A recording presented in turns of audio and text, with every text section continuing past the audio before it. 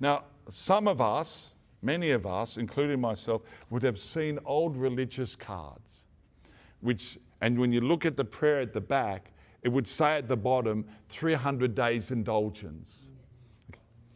And that confuses people. And you read it and you think, oh, if I say this prayer, I get 300 days indulgence. That means I get 300 days off purgatory. That's what a lot of people thought. What they didn't realize is that what it really meant is that if I pray this prayer, that substitutes for 300 days of penance in this world. Okay? So Paul VI simplified it and said now we only have plenary and partial indulgences. So, and as to whether one obtains a plenary or a partial indulgence, a plenary indulgence is that all your temporal punishment is remitted. Partial indulgence, part of your temporal punishment is remitted. Every time we do a good work in faith, it is graciously meritorious.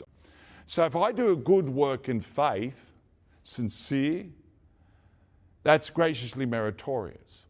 And again, to repeat what I said a while ago, that would have a double effect. It increases my life of grace, and if I die in that life of grace, I have a greater glory in heaven. At the same time, by doing that good work, it has a satisfactory value. It remits temporal punishment that is still outstanding for any of my previous sins which I've confessed, or venial sins I haven't confessed. So every time you do a good work in faith, it has a partial plenary indulgence effect. You're having your temporal punishment for sins remitted to some degree every time you do a good work in faith. Okay? But when it comes to plenary indulgences, okay, they seem to be more exciting because they are about obtaining a full remission of all temporal punishment due to sin. Okay? Forgiven mortal sin or unforgiven venial sin.